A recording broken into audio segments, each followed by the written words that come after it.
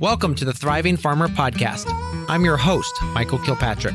Our mission is to inspire, educate, and celebrate sustainable farming. We believe that you can build a profitable, sustainable farm that gives you true farm freedom.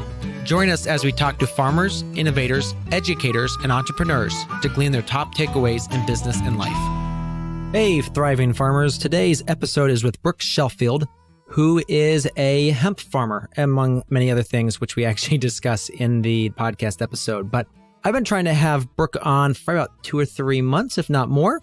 And I've seen his pictures and just the beautiful job that he does down there in the Carolinas, and wanted to just check out how he grows hemp and what's all involved. And so we had a great conversation. We talked about how he started in the hemp business, his love of plants and growing things. We talked about the mistakes he's made and the challenges he's faced as the hemp industry has absolutely exploded.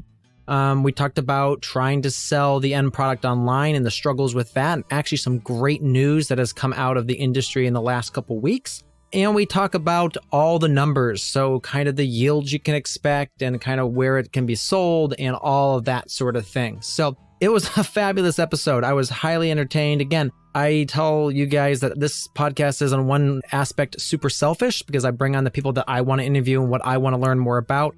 But I know that you are going to get fabulous info from this episode, and you're going to learn a lot from Brook. And I really appreciate, again, his time for popping on and sharing with us all about the wonderful and wild west world of hemp production. Brook, welcome to the podcast. Thanks for having me. It's really exciting to be on. All right. Tell us a little bit about your background. Well, I got involved in farming a number of years ago through farm supply stores. Okay. And I've been running farm supply stores for a number of years, and naturally that kind of led to farming as well. Gotcha. All right. You started farming, and at that point, what were you farming?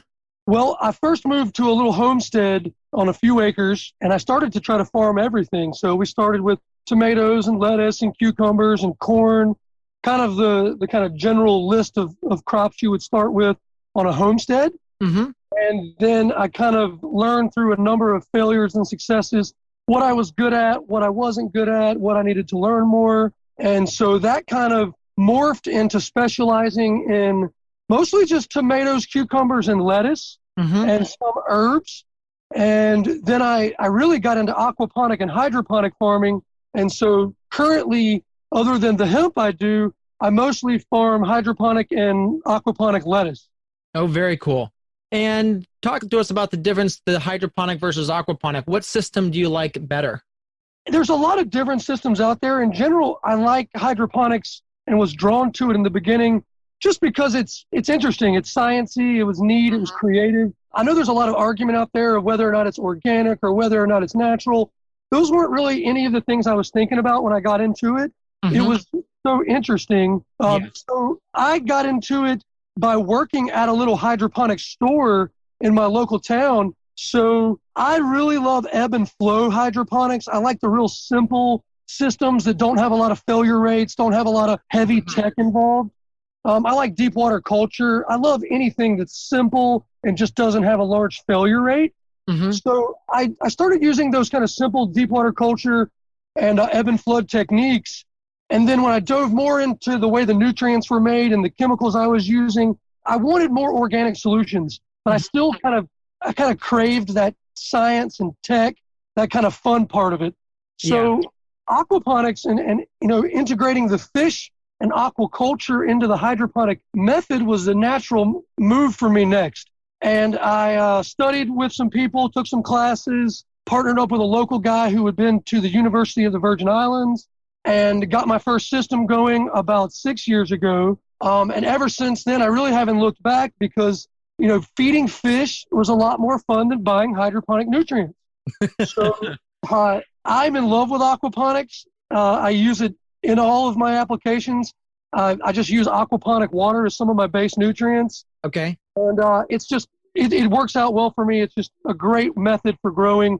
And it really keeps me interested because there's a lot of learning and science involved with it. Mm-hmm. Gotcha. There's a lot of tweaking that can happen. Yes. Gotcha. So what does a typical day look like for you now on the farm? Well, I'm not a typical farmer in the sense where I'm just on the farm all day. I'm still running operations for my supply businesses. I'm still consulting with other farmers. But I wake up every morning on my own homestead. I handle the small amount of animals that I still keep. I've had to cut my livestock down. So I only keep a small number of animals on the homestead. I typically feed all the animals. I keep a small 20 by 60 nursery greenhouse on the homestead property. Yep. And that's where I keep my fish, my lettuce set up, and all of my starts for some of my other operations. So I usually start out at the nursery on the homestead. Then I go over to, I have a location about 20 miles away. That's where our large hemp fields are and our large greenhouses are. I come and meet the crew over here and then just walk around and make sure everybody is on schedule and that, productions are being met and all the schedules are on time. And basically I spend my day here officing out of my car that I'm in now, walking around the fields, walking into the greenhouses. And then just a few miles down the street, we have our processing facility that is under construction and being built out. So starting out at my homestead and nursery, I'm here on the large farm most of the day, and I kind of handle office work and farm work throughout the day here and make it back to the homestead later in the evening to take care of the nursery and feed the animals and try to enjoy the rest of the evening. Very cool. So now it's more of the management. You've kind of set things up. And so now it's more of just making sure the team, then the crew that you've built are now accomplishing the tasks that need done every day. Yeah, the first few years in our vegetable crops, it was all me. Just like, most entrepreneurs, most small businesses, the owner is the one doing all the work. It's been so many years of that. I think once you get into it long enough, we all know that when it comes time to scale up, you've got to have help and you've got to have capital. And so I've been lucky enough and worked hard enough to get to the point where I'm not the only person on the team anymore. And so the team has gotten bigger and we've brought in people to kind of expand and scale up and make production larger and more efficient. And so, yeah, it's more about team building and managing the team now instead of running around and doing every single thing myself, which is great because without a team, you can't get big enough to scale up. Absolutely. All right, so let's dive right into the hemp because I know that's why people are clicking on this podcast. For people that don't know, what are the two main opportunities or reasons to grow it right now? Well, the two real avenues for hemp are, the fiber production, the textile part of it, and then the CBD or the cannabinoid production of it. So there are, micro groups within those groups, but the line's pretty much drawn between what everyone calls CBD production and then fiber production. Within the fiber production, you can break it down into seed and fiber and different types of strains for different types of uses in fiber. And then in CBD production, we're all growing for cannabinoids. It's not just CBD. But those are the two main kind of avenues you'll see people when they have to choose what type of hemp farming are they doing. It's usually one or the other. Okay, so fiber, that's probably not quite as profitable because that's a lot easier of a production system. Correct me if I'm wrong. My take on it is that the profit's not there in the fiber side of things yet because the infrastructure does not really exist. And to grow things at a scale where you can really feed a fiber industry, you've got to have massive acreage under production. And then you have the specialized equipment. And then all the industry needs these textile machines and things that are specialized. Those things are left over from cotton and some of the other things, but they're not still operating just for hemp. They're not specialized enough.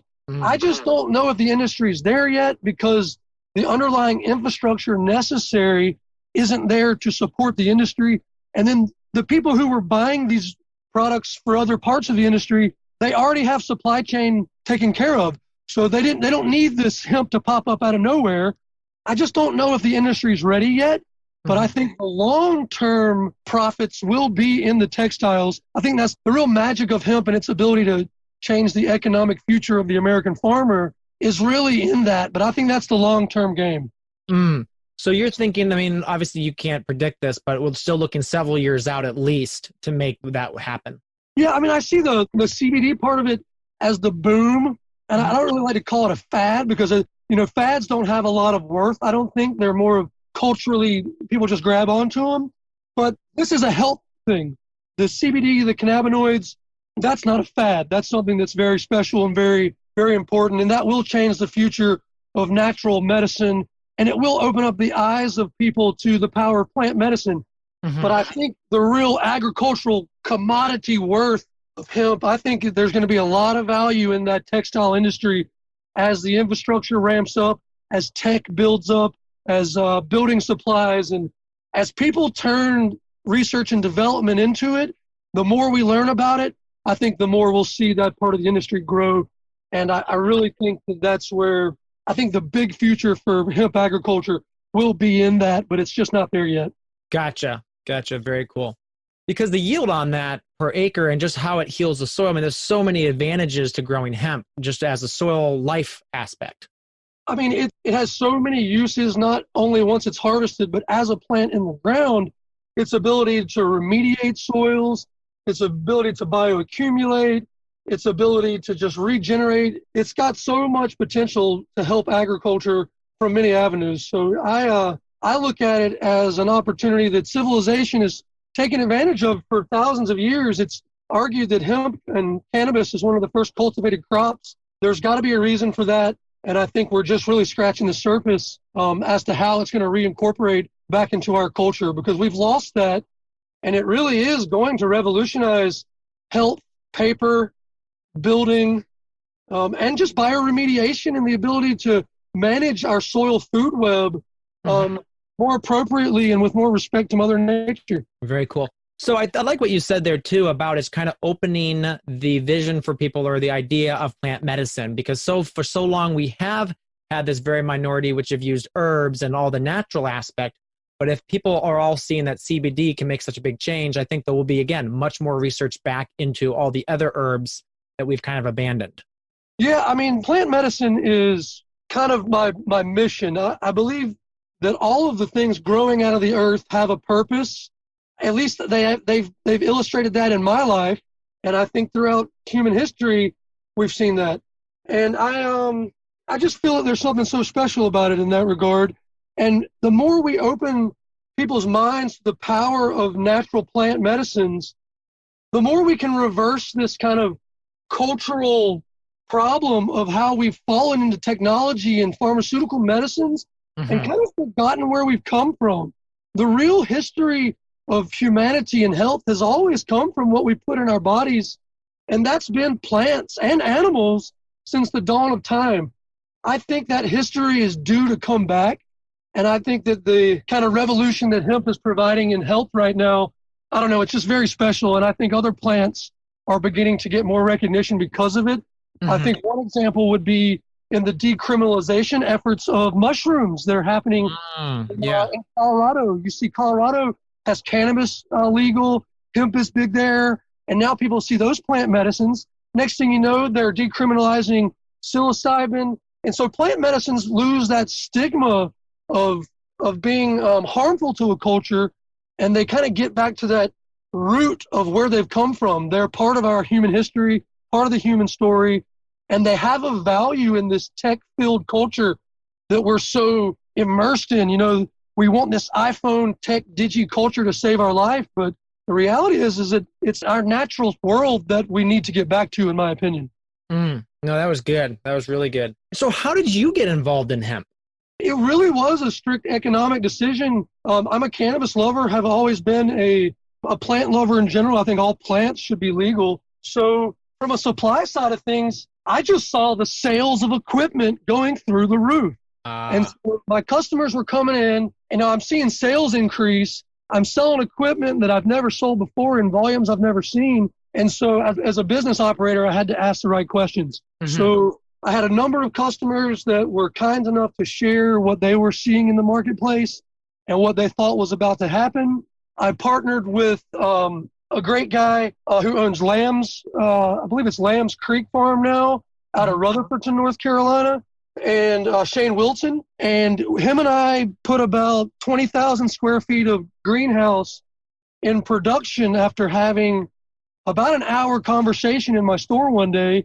We drove over to the greenhouse facility where I grow. I showed him a spot, and we said, hey, let's put this in production and see what we could do. That's what we did. And a handful of months later, we had a beautiful crop with some of the biggest buds I'd ever grown, one of the biggest successful crops I've ever been a part of.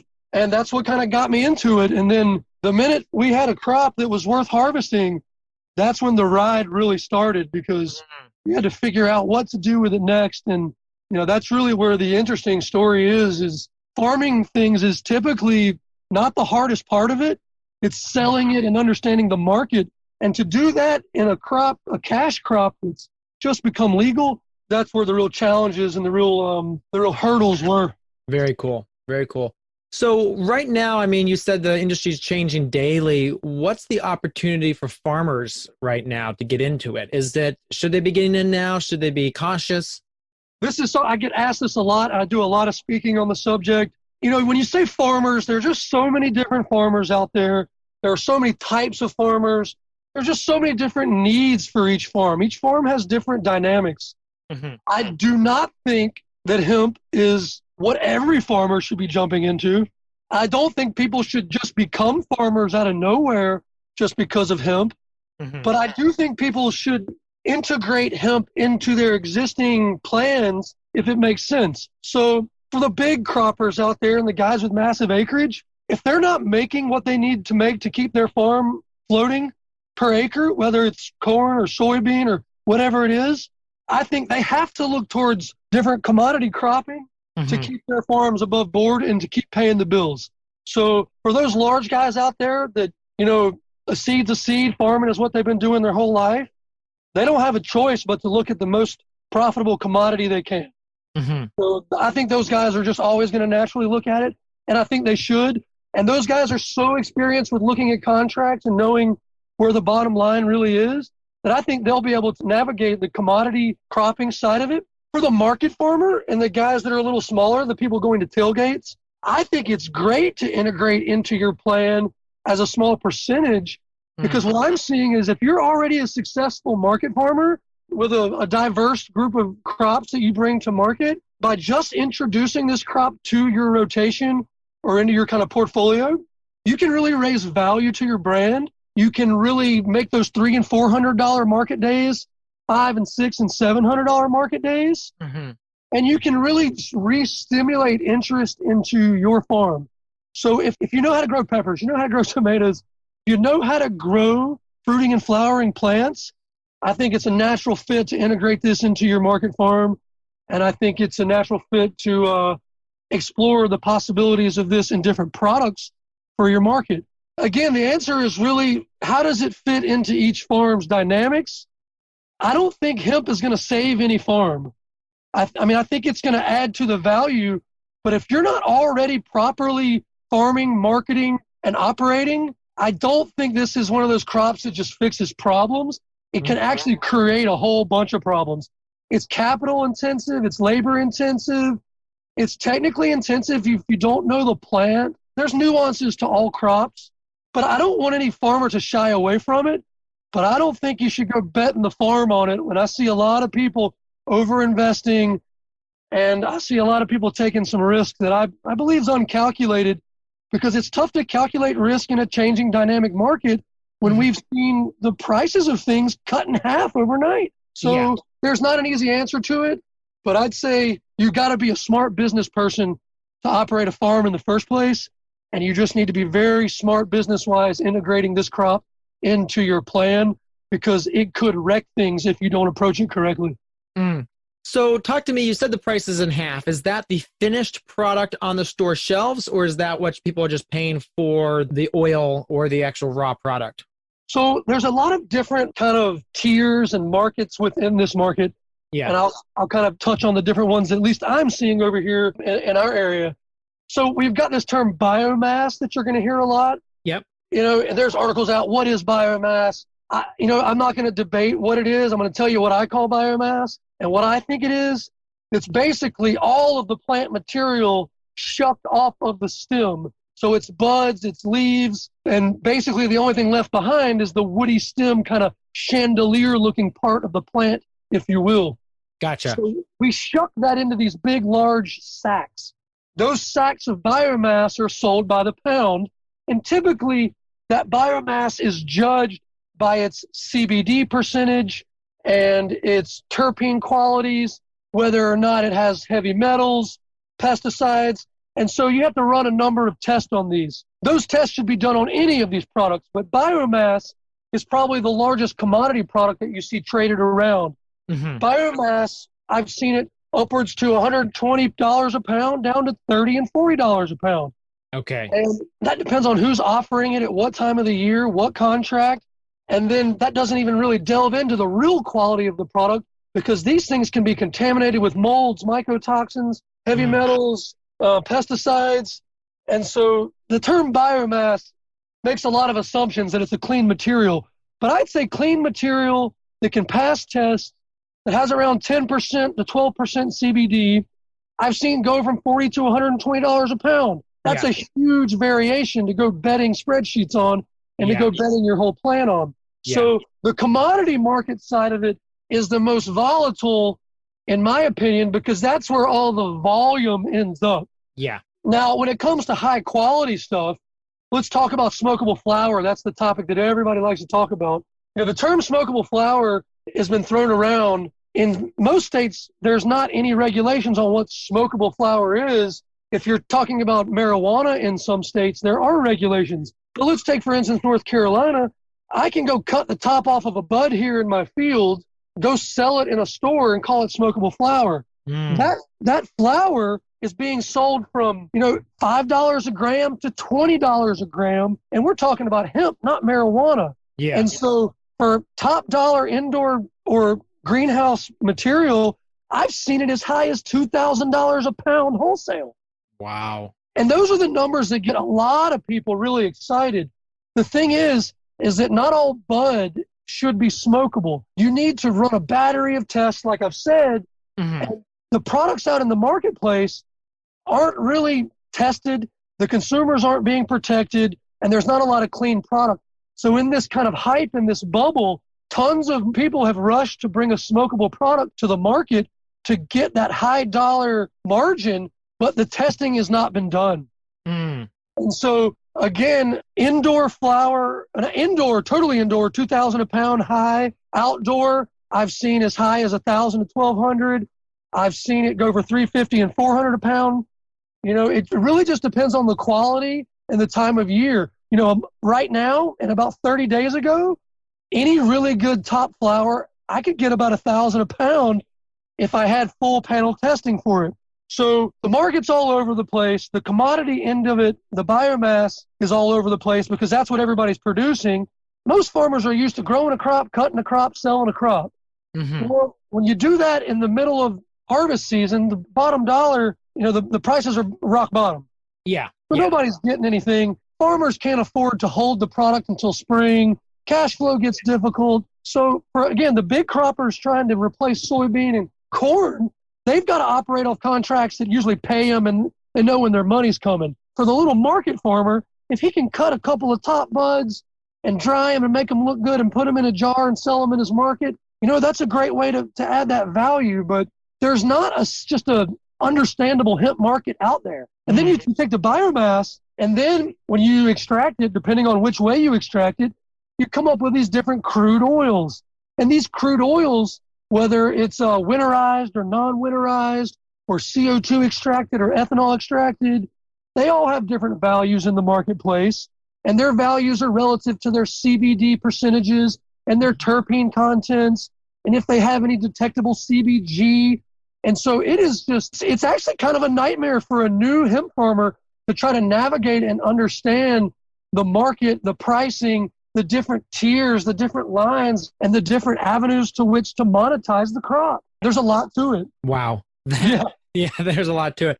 So just let's say biomass, an average acre outside grown, how many pounds of biomass can you pull off an acre? So I think that if you run about 1,500 to 2,000 plants an acre, I think 1,500 is probably what most people are the number they're going to get closer to if they plant in June. Yeah. You should be able to pull 1 pound to 2 pounds of biomass, no problem. Yeah. That's barring, a terrible weather season or, not any massive pestilence or disease. But if you have a good crop, you should be getting 1,500 to 3,000 pounds an acre if you're hitting on all cylinders and you're doing it right. Yeah. That doesn't mean a good crop couldn't be less. My current crop, is sitting around 3 acres and 6,000 plants. I planted late this year. I got a higher density, a smaller plant. So there's ways to kind of move the numbers around with densities. Yeah. But you should be able to generate 1 pound to 2 pounds a plant. And if you've got everything dialed in and your genetics are great and you're killing it with the environment, you could probably push that 3 pounds, no problem. Gotcha. Okay. Yeah, but again, that's, you know how it is with farming. Everything's got to be right to get that perfect year. Yeah. It's a cumulation of all these different things along the way to make sure you stack it properly. Yeah, and as farmers, we only get, in the field, we only get one shot at it a year. So in a man's life, he doesn't get but 20 or 30 times at it. Yes, unless you move to Hawaii. Yeah, exactly. So, for me, it's all about just I want to get one of those perfect years once every 5 or 6 years. I'm just trying to get a good crop out every year that can keep our numbers running. That's why we grow indoors, to maintain consistent production and to make our spreadsheets always work out. We do not bet the farm on our outcrop. And that goes as a tomato farmer for me, as any farmer. I, years ago, went back indoors with smaller numbers and went for more quality because it's easier to manage. And I never had the emotional response to losing crops to weather. I'm an emotional farmer. I love my crop. I'm attached to it. And being a greenhouse farmer allows me to be a more successful farmer, because the stuff out in the fields is just, it drives me crazy because I don't have any control over it. Yeah. So now in the field where you guys are you using white plastic covered beds, and then are you irrigating all season? Yeah. So I laid plasticulture this year. I work with a lot of different farmers that have a lot of varying opinions on what you should use depending on where you are, type of soil, rainfall. In North Carolina, we've had really wet seasons the last few years. We had hurricanes last year. We have hurricane on the way now. I knew a lot of farmers that ripped up their plastic because they thought it was staying too wet underneath. Oh, okay. What we found is that, and here's another thing worth mentioning, and if you see our pictures posted, we do not cultivate and weed between the rows to the point of weeding back down to dirt. We always keep something living in there because of our particular slope and the flow of water to our creek. We have to control erosion. And so what I've found is that if you have the correct erosion control in between your plastic culture, if you're in a heavy rainfall area, that plastic for me does more to keep the water out of my plants. Yeah. It raises it up in that bed and kind of keeps the water down in those low aisles where I have grass kind of holding the erosion control. I laid double drip tape. I've never turned on my irrigation the whole year. Oh, wow. And here's the thing. I've gone 2 weeks with no rain, and this will actually get into the conversation of why I use seed only for my outdoor crop. It is my opinion that the taproot of a seed goes much deeper and anchors this plant into a water table that allows it to resist and survive more drought conditions. And so by using a seed and not a clone, I get a more drought-resistant field that can rely on that moisture trapped within the plastic culture, whether I'm irrigating or not. So I do know a lot of farmers dealing with root rot and septoria, and I asked them, hey, what are you doing with your irrigation? And they're in the same area as me. They're still irrigating and feeding on top of the rainfall. I don't think a lot of farmers, especially new farmers to hemp, are really understanding that under that plastic, it's still really wet. Yeah. And if you keep feeding on top of water, you're creating those anaerobic zones. And that's where we're seeing a lot of, when you get that plant die off and they just start dropping in the field. So I can see how a lot of farmers don't like plastic culture in certain areas. I can see how a lot of people do. For me here in the rainy North Carolina mountains, it's working out great for me. I don't think I'll change it. But I would say if I didn't use plastic culture, I would still use a raised bed mound, and I would use cover cropping like clover and things to kind of handle the erosion. I really don't like the mud splashing up on my plant, which is where we get a lot of those fungal and bacterial issues. So again, the plastic aided in a lot of things with that. Also, if you're planting earlier, I like the black strip plastic, so we can heat up the root zone and then shade the zone with the white. There's so many benefits to it, but again, you really have to make sure it works for your particular application. I don't think plasticulture is just the answer everywhere for hemp by any means. Gotcha. Okay, so you also mentioned something to me, clones versus seeds, and you only do seeds outside. Do you do clones inside? I do clones inside. I talked earlier about my lettuce production. Yep. I like consistency on my crop. I like everything to look uniform. I'm only willing to trade that out in the field because if I went for that, I'd probably lose my crop to wind and drought. So I don't mind if the field kind of looks all over the place because I get that seed vigor. But in my greenhouses, because I'm trellising, because I need everything to be at the same height because of lighting, because I need the airflow to be a certain way, I want perfect uniformity. And so what I do is I run the seeds in my mother nursery and I create mother plants.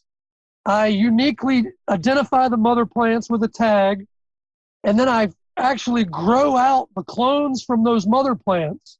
I can then take those mother plants and identify if they are powdery mildew resistant, if they have higher CBD percentage, and then I can clone out a specific phenotype that has resistance and better numbers than the stuff I'm seeing that's all over the place in the field. I can tolerate that inconsistency in the phenos in the field because when I put 5,000 pounds of material together and blend it, it's going to look pretty good together. But in my smaller crop stuff, where I have smaller batches, I really want that uniformity again for all the reasons I stated. It also allows me to not have to purchase as much seed. Seed is harder to get in this industry. It allows me to take my initial seed purchase and expand my stock from it. And again, probably the most valuable point of it, other than the consistency of the shape and size of the crop, is my ability to do pheno-specific selections for resistance. Gotcha. That's fascinating. That's very cool. Now, will you keep those mother plants multiple years to keep growing that out? Is that even possible? I would like to, and it's difficult to do so. Again, I come from a lettuce background in production, and the mindset in any of that is let's grow it up fast and let's get it out the door, because the longer I hold on to it, the bigger the chance of having bugs and disease. Yeah. Keeping a mother plant for 2 years, 3 years, it's not easy. And the plants get massive. My mother plants started in April this year are 10 feet tall and 8 to 9, 10 feet around at least. Wow. So what we are looking to do, and I have not done yet, but I want to be able to tissue culture bank all the mother genetics. Yeah. The only other thing we do, we just keep tons and tons of clones. We keep a mother as long as we can, but I have not yet solved the tissue culture issue because we have not worked with a company that's providing that service yet, and we just are not yet there. But I'm imagining, and there's probably some other guys in the industry that may have some other way to solve this, but my kind of quick thinking is tissue culturing out the mother's genetics is the easiest way to bank that. And so that's something that I'm interested in, but not quite there yet. Gotcha. Okay. Very, very cool. All right. With that, I'd like to stop here and take a quick break. In a minute, we'll be back with Brooke to talk more about hemp. Hey, Michael here. I hope you are enjoying this episode so far. If you are looking to shave hours off your week and become a thriving farmer, you're going to want to head over to growingfarmers.com/free resources. There we have a resource bundle, which contains a bunch of different ebooks that we put together over the years on everything from winter growing to wash and shed efficiency to pastured poultry processes to building your farm and buying the right property. One of the resources I want to highlight is our Profitable Farmers Toolkit. Now, this is something that's been downloaded by over 3,000 farmers. It's a free resource. It contains tips for setting up your farm, financial systems and apps that you can use to track your farm, our favorite tools for the greenhouse, field, and wash and shed, innovative apps for farming, and how to put automated systems in place to make your farm run more efficiently. So if you haven't already, pop on over to growingfarmers.com/free resources and download it today. All right, so we're back with Brook Sheffield, and we're going to talk more about hemp. So you become vertically integrated, Brooke, and you're selling now the end product with an online store. I know that you're not allowed to advertise, let's say, on Facebook with that. How do you get new customers? Yeah, it's tough every time we try to look to the traditional avenues of advertising. There's a lot of hurdles and roadblocks. Social media, navigated properly, can bring you a lot of customers. Okay. So what I've found is that interacting in the right forums, in the right groups, having a good Instagram presence, that's where we've really gotten the most attention. And then from that social networking, just networking in general has created word of mouth. See, what I see in the industry is the consumer is so confused that they don't know who to trust. And I can totally understand that. And so a lot of people, before they make a decision, they like to somehow network to their decision. They want to have a relationship or know someone who's tried it. And so I do really try very hard to reach out, get samples out to people, let people know what our products are, how we make them. I don't cold call, but I just push who we are and what we do on social media. And honestly, they call me. I've never once been to a store to tell anybody about my product. I've never once cold called anybody. Every single sale I've ever gotten was through networking. Very cool. So how are you processing payments? Because I know that's also a sore subject in the industry. It is. And you can do everything right, and the industry can have little problems like processing, and you don't have any way to make any money. So for the first few months, we were all on a company called Elevon. Okay. Elevon seemed to be the solution for most everyone that we were working with. And then a few months later, Elevon came out and warned people that they were going to be shutting people down. So we got about 30 days notice for that. Our website went down. We didn't actually get processing back up until about 2 weeks ago. We weren't ever able to sell for a few months. Wow. So I read online through a Forbes magazine article that Square was doing a pilot program. I had also heard that Square was kicking people out for doing CBD. So you're hearing both things. So, and then also you heard all the people doing PayPal, and I'm sure people still are doing PayPal, but then PayPal was freezing accounts and taking people's money. So I read the Forbes thing on Square. I work with a guy named Thomas Oravec. I hope I'm saying his last name correctly. He's a guy I buy a lot of seeds from. He got Square for his seed company, Old Country Hemp Company, and through the Square pilot program, my understanding is that they have a current referral process that if you are referred to them through a couple of these reps that they have, that they will process all of your CBD needs. The percentages are doable. I did sign an NDA, so I don't know if I'm speaking too specifically, but Square can help you. You can process flour, oils, and anything you want. It was all reasonable. And at this current time, that is my recommendation to anyone in the market. Very cool. Well, that's good news because, I know that's been a massive holdup so far. So, yeah.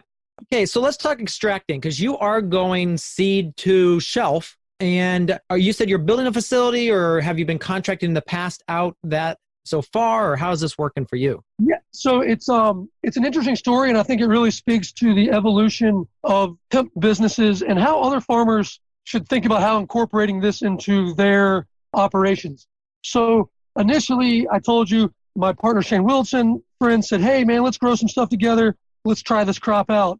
We did that thinking that we would just sell the biomass at the poundage we talked about. Well, we started looking around. We realized that wasn't going to make that much money. So then we said, this top flower market's starting to take off. Holy crap, people are getting 300 a pound, 400 a pound, 500 a pound, and we're seeing the number go higher and higher. And so we're like, all right, we're going to sell top flower. Well, when it came down to harvesting the crop, we only had a certain number of pounds of top flower to sell. Not every bud in the batch is top flower. And when I tell a lot of people, I get a lot of Florida farmers coming here, do a lot of consulting in Florida. I tell them, hey, not every orange grown in Florida is sold on the shelf as an orange. Not every orange makes the cut. Not every apple makes the cut. Those all get turned into juice. Well, I had to figure out what were we going to do with all this flower that wasn't top shelf. Mm-hmm. And so we got to turn this stuff into juice. So we contacted a laboratory. They told us that if we brought all our stuff there, that they would extract it. They would take a percentage of it, which is known as toll processing in the industry, and I wouldn't have to pay a dime to get it processed. Then they told me they would sell it for me on the wholesale open market as kilos of crude, and that I would get between $5,000 and $7,000 a kilo. Well, I went and did my math, and we were all jumping up and down because, boy, were we about to get paid. Well, at least that's what we thought. So we delivered the biomass in November and December, one of the first customers, and our biomass sat there for months and months and months. And it took a long time to get the product finished. And then when we asked about how to sell it, the price at this point went from $7,000 to $2,000 a kilo, which now we're not going to make any money, and we're going to be in the negative. And then we're like, well, how did we go from being profitable to not profitable? Well, the market's changing so damn fast that we didn't know that the prices were going to drop like that. So selling bulk raw kilos wasn't going to make the numbers work. So then we realized, well, I guess we're going to have to bottle this stuff. We never set out to be vertically integrated, and I'll tie this into how we did, but we wanted to just sell our crops like we do with the rest of the crops. We didn't want to brand it, label it. We just wanted to sell it and move it on. But we realized we had to get it into a bottle now to make the bottom line work. So the same laboratory, and most of them they'll let you mix it there at the laboratory at a certain strength and bottle it. So then we had to go get a label made and then navigate all the intricacies of being compliant and not upsetting the FDA on dosages and recommendations. And so we came up with a label. And then we were finally able to get this product into a monetized unit that we could sell and be profitable. And so a year later, we had these bottles, we're selling them, and we're also bottling for other people and white labeling their stuff. And we're like, great, we got us a nice little business here. But then we get reorders coming in, and for us to fill a reorder, we have to call the laboratory, get them to mix the stuff. They have to have our stuff processed, but there's all these other farmers that are in line to have their stuff processed. So now my entire business plan is revolving around, can the processor serve me? And so now what I've done is I've given all of my risk and control of it to someone that I don't control. Yeah. And that's when the light bulb went off that we had made kind of a pretty big mistake. And the only way to solve it was to vertically integrate. And it's actually what led me to sell my first company, because I couldn't afford to vertically integrate. I couldn't afford processing. I couldn't afford to scale up and stay in the market. And I recognized that really fast. And so I knew that I was either going to get shut down by the growing pains of an undercapitalized business that had all of its risk and productivity in the hands of a person he didn't control, or I could take on a capital investment, give up some control of my own business and partner with the right people and vertically integrate. And then that allows me to get over the hurdle that every other farmer in this industry is going to have. And so that was my answer to staking my claim in this industry, was to solve the problems of not being vertically integrated, because to not be vertically integrated means I was never going to survive. It just seemed more of a matter of force. The market made me do it. Not something I necessarily wanted to do. I'm excited about it.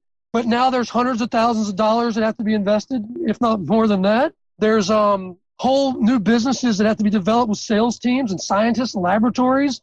It's not what I think every farmer should choose. So I don't think vertical integration is for every farmer.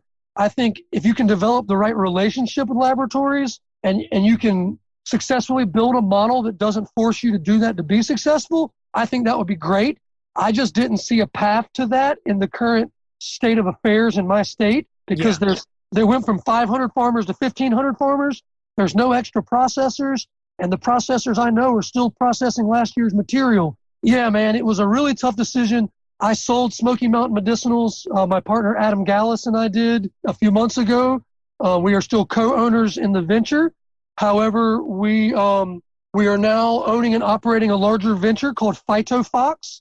And Phytofox is our farm, our extraction labs, and our formulation centers. And that painful decision to vertically integrate was made because we wanted to stay in the market and we wanted to stay relevant, not because we wanted to spend all that money and work this hard. We just didn't have a choice. Yeah, exactly. Very cool. So you've got that going on. And one of the things I love to ask farmers is, that's a lot to manage. Must have a great team. How do you find those great team members to be able to do what you do? Well, I'm always looking for the best people to work with. A number of years ago, when I started building my farm and garden supply stores, I knew that if I wanted to be successful, that I needed to model myself after other successful people. And people are successful for a lot of different reasons. I wanted to be successful for reasons that were worth mentioning. I wanted people to think that I was a nice person and a giving person, but I also wanted to be successful. I wanted people to see me as a person that they could depend on. I look for those same traits that I want in myself in other people. And I'm constantly trying to become a better person. And I think if we don't have personal growth, whether that's through career growth or spiritual growth or even physically managing yourself, if you're not working to grow yourself, you won't be able to grow a business and you won't be able to grow a team. I've found through personal development that you must surround yourself with successful, happy, productive people if you want to be those things. And so I dig Gary Vaynerchuk. He's an entrepreneur. Mm-hmm. I follow Gary Vee. I follow a lot of guys out there that really just pump the idea of believing in people, working with people who are inspiring, working with people who aren't afraid to take challenges, people who will put that smile on and go out and not complain. It's just this bigger mission in life of becoming a better person. And so I'm trying to find team members every day. And trust me, it's a challenge to do it for yourself. It's a challenge to do it with the team. It's a challenge to find the right team. But I think more importantly, you have to invest your emotions into your team, and you have to be a person who builds up other people. You have to care about them. You can't expect anybody to come to your farm and work as hard as you're going to work because you're the owner. Yeah. And that's not just your farm. That's any business that you have. So if you're not emotionally invested in your people, they're not going to be invested in you. And so for my farm supply store, I actually try to make my employees part owners. I think that's the best way to do that. For the farm, I think bringing in young, talented people and people who are passionate about this industry and people who work as hard as every other farmer out there I know does, that's the only way to get a world-class team. You've got to have passion, and you've just got to have the right people. I'm still building that team. I'm still working on myself. So, again, I don't know if there's one way to do it, but it's through building people up and people working on their relationships more than working on the list of things to do. Interesting. So relationships over just getting stuff done. Yeah, and I struggle with that. There's plenty of people that have worked for me in the past that might say that's not my strong point. But what I see in successful entrepreneurs is that they are inspiring their people. They're not slave driving them. Mm-hmm. That's what I hope to get better at, and that's what I hope to do is when a person joins my team, I'm not trying to keep them there forever. I'm trying to grow with them and get them where they're going. So I need to understand what makes that person tick. What are their interests? Because if you just want them to be interested in you, it's never going to work. You have to feed the relationship an energy. And energy has to be two ways in a relationship. So the best managers are people persons. They have to have that charisma, and they have to see past the daily chores. Oh, that was excellent. Let's shift a little bit and talk about new farmers that are trying to enter the industry. What would you say the biggest mistake that beginning hemp growers are making? The biggest mistake is, one, probably believing misinformation that's out there. Mm-hmm. And that's a mistake that you can't really blame them for because they don't know any better. Yeah. And when you're hungry for information, God, I mean, anybody that'll give you something, you just latch onto it. It's kind of hard to know how to chew it and process it when you've never tasted it. Mm-hmm. So, the misinformation is the first and foremost, the number one problem for new farmers. Two, biting off more than you can chew in regards to the size of your first crop. one of the biggest and best advices you'll hear is don't grow more than you can dry. Yep. And don't grow more than you can actually afford to have the labor work. I mean, if you can't harvest it and you can't dry it, you shouldn't grow it. So the first thing is getting past the hurdle of misinformation. Then once you get quality information, don't grow more than you can actually handle. Yeah. I mean, those are the two biggest things. I know a lot of first-year farmers that have got 10 acres in the ground. I got 3 acres in the ground. I'm more equipped than most to handle this, and I have a 40,000 square foot warehouse to dry in, and I still think I could use a little more room to do stuff. Yeah. And so I know guys that are out there with 10 acres with just a tobacco barn, and it's the rainy season. It gets wet when harvest season comes. There's not a lot of calculating and seeing it through. A lot of people are planting it first and asking questions later. A lot of people are investing money they can't afford to lose. So I would say is avoid the misinformation. Don't spend any money you're not willing to lose, and don't plant what you can't dry. Yeah. What encouragement would you go back and give yourself the first year you grew hemp? The first year was so emotional because every time we thought there was a payday around the corner, there wasn't. There was just more work. And I mean, there were nightmares within the work. We would send stuff off to the laboratory that one laboratory said was 1,000 milligrams. The next laboratory would say it was 876. Every time I sent that test off, it was $300. Oh. I mean, there was just so many nightmares of navigating how do you do this that I would probably go back and tell myself to just calm the hell down. Okay. Yep. I mean, and that's hard to do when, you risked it all and you don't know how you're going to get paid. I guess I would just tell farmers to just keep your head down and focus on growing a good crop. That's what I should have done to myself. I was really emotionally involved in listening to what everybody else had to say. Yeah. If I'd have just focused on my crop, and don't get me wrong, I did focus on my crop, but I got caught up in a lot of the talk of the industry. And that will cause you more heartache than it's worth. So I would say focus on your crop and focus on quality, and don't let anybody scare you. But I'd also say double verify every single piece of information that you're counting on to make your plan work. That would probably be the other thing is if I could go back and look at the decisions I made, if I would have double checked and double verified some of the things I did before I did them, like assume how many days it would take to get my oil processed, or assume how many kilos I would get out of how many pounds of biomass. I made a lot of assumptions that were based off misinformation, and if I had done more verifications, I probably could have gotten more accurate numbers. But again, it was all changing so rapidly, it was very tough to know. Absolutely. Yeah. If you could pick one, what would be your favorite farming tool? Besides my bed shaper, which I only get to use once a year. God, I hate to say it, but my iPhone. Yep. I use that tool more than anything. Yeah, and I would say we don't spray anything here on our crops.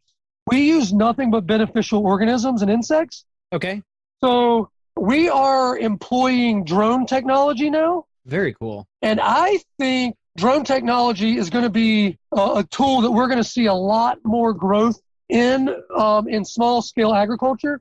Yep. For instance, I'm working with a company that has a drone out here that will allow us to spray about 5 acres overhead with about an hour's worth of work from a drone instead of me paying people days to backpack spray. Yeah. Because I can't drive a tractor into my rows because my density for production numbers is so tight, you have to walk into my field.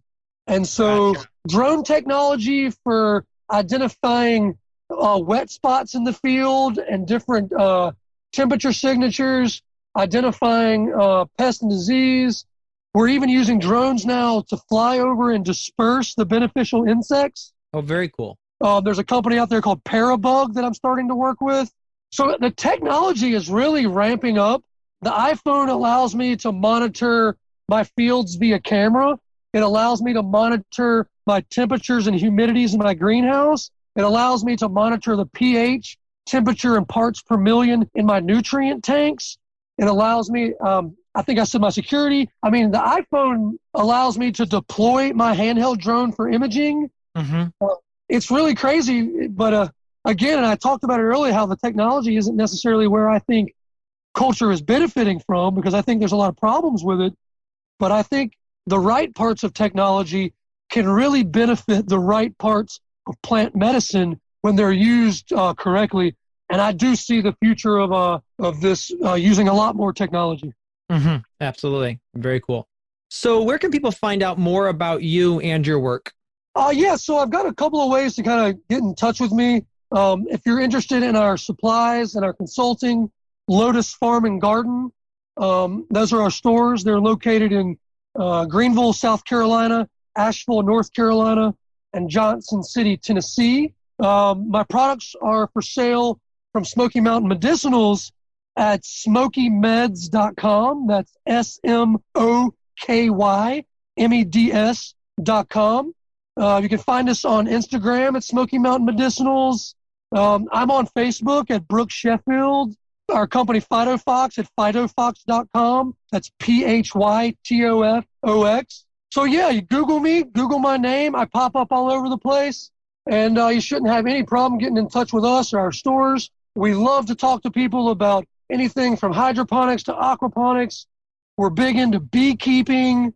We're just overall lovers of agriculture and organic, sustainable technologies. So if you're interested in that and you want to learn more, reach out to us on a number of those platforms and get in touch. Well, Brooke, it's been a pleasure having you on. Thank you so much. I've had so many of my questions answered, which is really the purpose of having you on. But I know my audience is going to just eat this up as well. So I really appreciate you taking the time. Yeah, it's my pleasure. I can't think of anything more important in this time in the hemp industry than to make sure that there's quality information out there so farmers can really can make educated decisions and get back to what they should be doing, which is growing plants and not worrying about everything else. That's so key. All right. Thanks again, Brooke. Yeah, thank you. So there you have it. Another episode in the books. So I'd love if you would hop on over to iTunes and leave us a rating and a review. Those mean everything to us. We love to hear what you're thinking. If you have a podcast guest that you can recommend, please